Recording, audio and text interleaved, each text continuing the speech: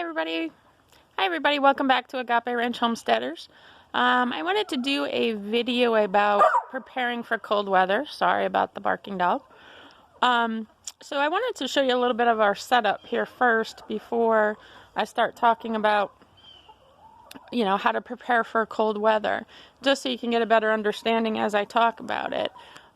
So we are actually very blessed with our setup here. So this is the back of our house. And we have this deck. There's our pups, Brody and Miss Katie. But we have this deck on the back of our house, and underneath it we have a nice cement pad, and we were able to utilize that to house our animals in a better way. So we put up these dog panels here to fence it all in, to provide an extra line of defense against predators for our animals. So during the winter we put these tarps up that you saw just to help keep some of the cold wind off of our girls. And here are some of our girls. Right now we are in a cold snap. Huh, ladies? Been chilly. And so I wanted to talk a little bit about what we're doing in order to keep them a little warmer. We're dropping down into the teens right now. And this weekend it's actually supposed to be in the single digits, if not in the negative. So basically what we've done is we have two coops connected together here, with an addition in between the two of them. So we actually have two coop areas that they can get inside of, and they're hoping that I have food for them, but they've already been fed this morning. But basically what we do with this cold snap coming on is we've added in lots of extra bedding. Part of the problem with chickens is that they have their combs on top of their head, as you can see, the red part, and the little wattles underneath their chin, and their little feet are also pretty susceptible to the cold, and they can actually get frostbite. So you do have to figure out a way when you're having extreme cold of how to keep them a little bit warmer. Basically what we do is add in lots and lots of bedding. Bedding is going to be your best friend at keeping them warm. And most people are thinking, I need to make sure that our coops are really clean, which, yes, you do want to make sure your coops are clean to help prevent transmission of diseases and things like that. But actually allowing your bedding to build up is a good idea before winter. So you can actually see down here in the run how there's a mix of both old bedding and new bedding. The new bedding I just put on there yesterday, but the old bedding has actually been building up for a good 6 months. And if you use proper bedding and proper rotation of your bedding, then you can actually allow it to break down on its own without having to remove it. The chickens are great at aerating it and stirring it up, just because they're constantly pecking at their bedding. And we use pine shavings for our bedding, and basically we clean out the coops twice a year. Except for the nest boxes. I do keep up on the nest boxes. The nest boxes get cleaned out every 2 weeks. And basically what I do is I just throw the bedding from the nest boxes down into the run so that that bedding can be used continuously as it builds up in their run. In the run this year, this coming spring, we'll go ahead and clean everything out. It'll all get cleared out, and then we'll let it build up again so that come winter they have a nice base there to keep them up off the ground to provide additional insulation.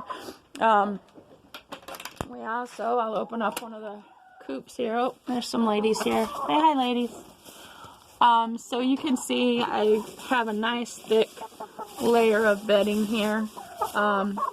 Because of the cold snap, I've put in both straw as well as the pine chips. So there's a layer of straw on the bottom, which they actually really liked and ended up putting into the nest boxes. And I'll go over there to show you nest boxes.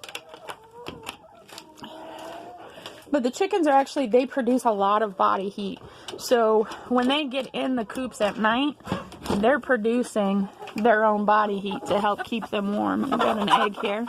But you can see they filled their nest boxes up with the straw that I put in there. And they nest right in there during the night. And when you pile a bunch of chickens in there together, they can keep each other warm.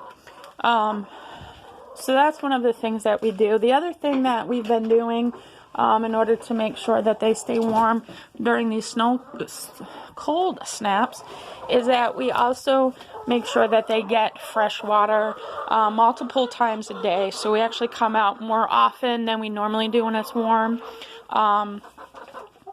And we actually fill up their waterers with warm water so that they can actually drink that warm water and help warm them from the inside out.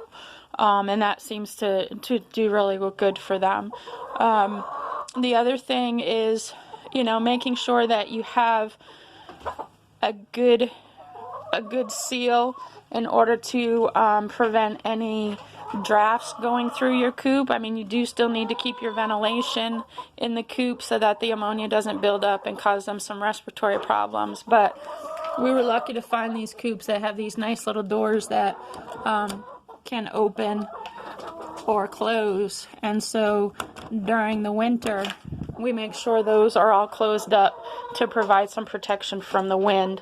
Tarps are another great thing. If your coop area is very drafty, make sure that you're surrounding it with tarps, anything that you can use in order to keep it warmer.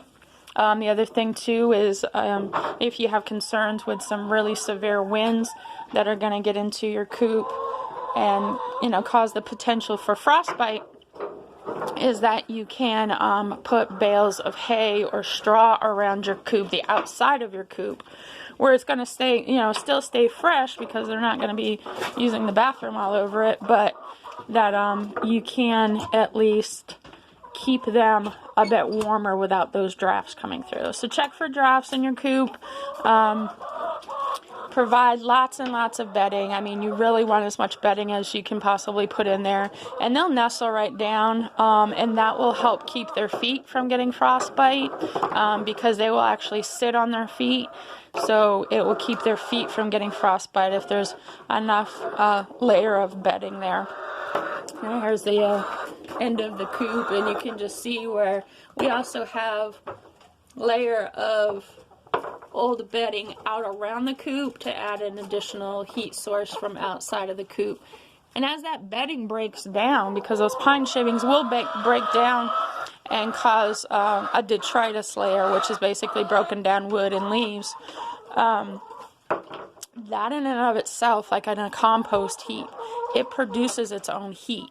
So there's heat coming out of that, the process of that wood and leaves breaking down into detritus will actually help produce some heat as well. So once again, we really only clean out the main part of our run in coops twice a year. And the feces breaks down really quickly, and actually you can use it as fertilizer too. So, when you clean out your coop twice a year, take that and put it on your crops or your gardens. I do want to show you the other setup that we have here.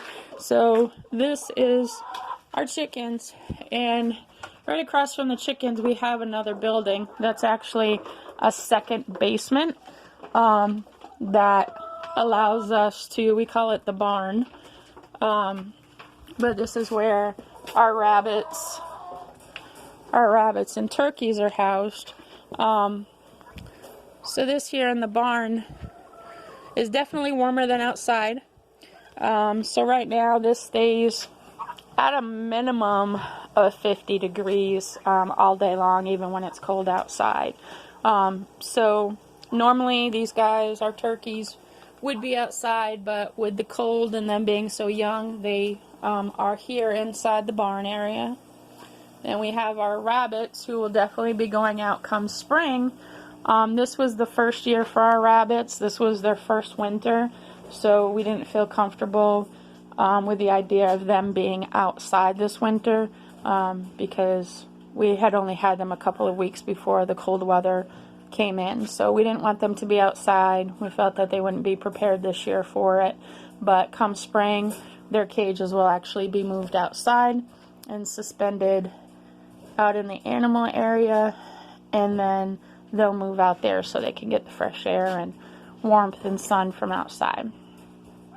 But other things that we have done in order to make sure that with this extreme cold, wool army blankets, if you can get those at your Salvation Army or Goodwill, anywhere that you can, find them, Army surplus stores, those make great barriers for the cold. So again, you could use those to line the inside of your coop.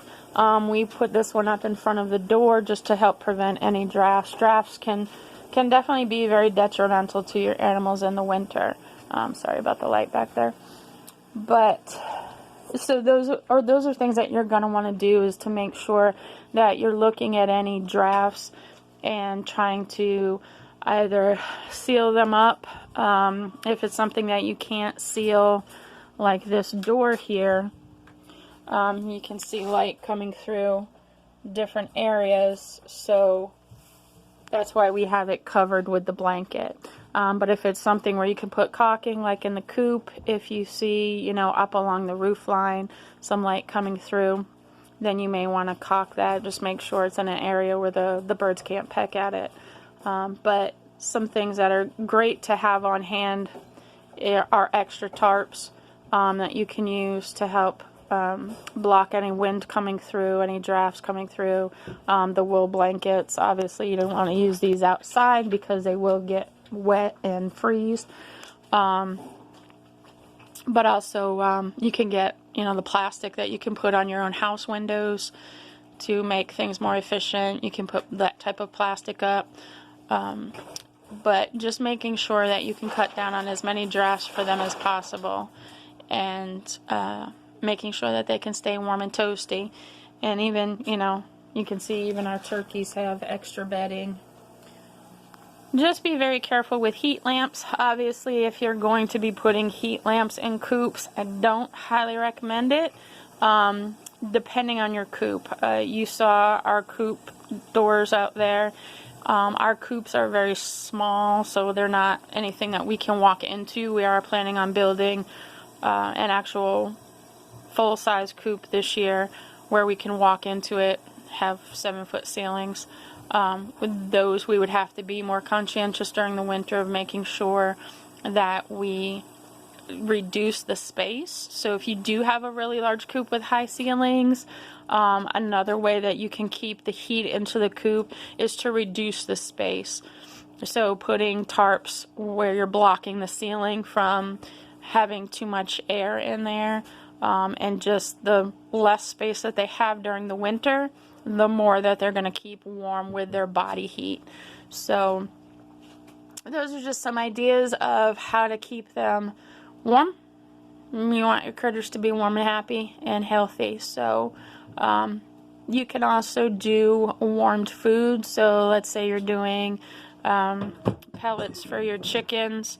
You can always add some warm water to those, make a mash for them, or do like an oatmeal and give them an oatmeal mash that's warm to help them build up some body heat internally, to help them stay warm externally. Alright, just some tips. If you guys have any tricks or ideas of how you keep your animals warm during the winter, definitely, send us an email at agaperanchhomesteaders@gmail.com. We'd love to hear from you guys. Be blessed and have a great day.